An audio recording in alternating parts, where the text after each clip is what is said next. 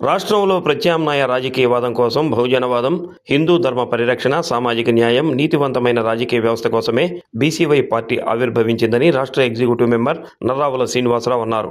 BCY party వ్యవస్థాపకులు రామచంద్ర యాదవ్ రాష్ట్ర స్థాయిలో వివిధ కమిటీల నియామకం చేపట్టారు. తొలి విడతలో నియమించిన కమిటీలో జిల్లాలో పలువురికి అవకాశం కల్పించడం జరిగింది.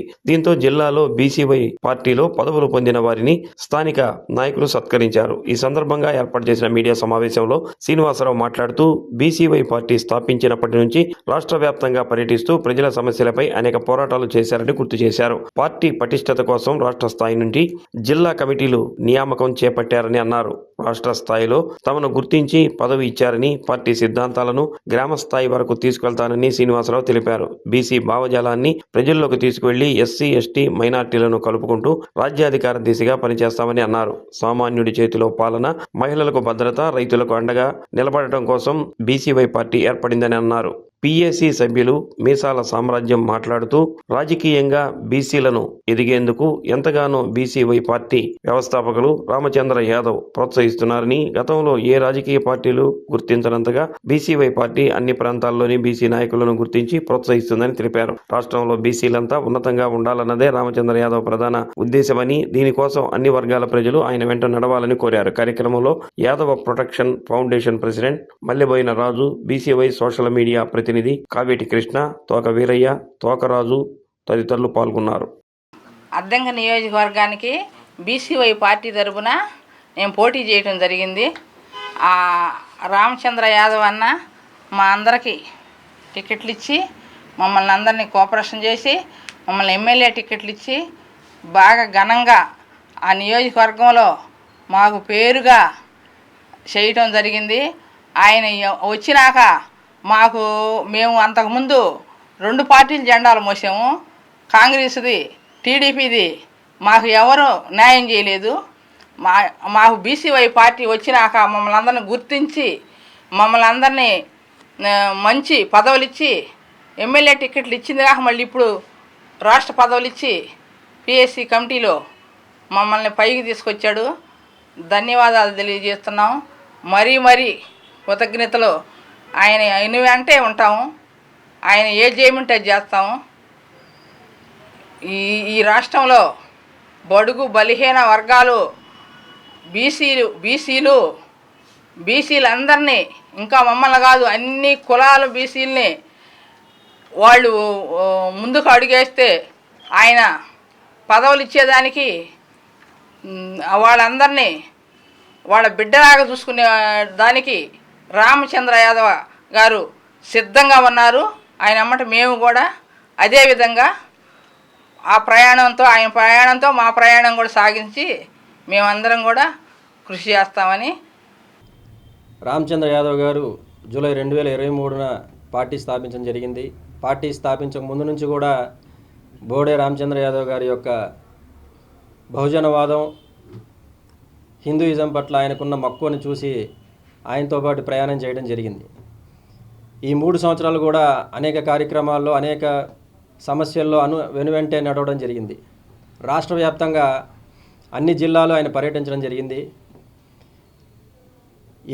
ఏ జిల్లాలో ఎవరైతే పార్టీకి సరైన నాయకులని ఆయన బేరేజు వేసుకొని నిన్న రాష్ట్ర వ్యాప్తంగా జిల్లాల వారీగా 9 కమిటీలను నియమించడం జరిగింది. దానిలో భాగంగా ప్రకాశం జిల్లా నుంచి నన్ను స్టేట్ బాడీలోకి తీసుకుంటూ రాష్ట్ర ఎగ్జిక్యూటివ్ కమిటీ మెంబర్గా నియమించడం జరిగింది.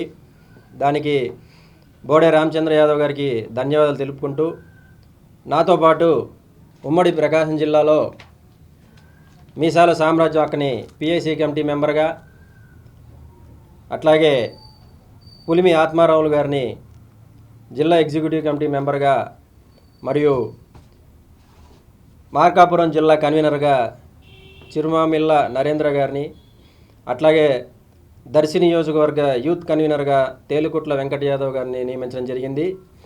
ఇది కేవలం తొలి దశ నియామకం మాత్రమే.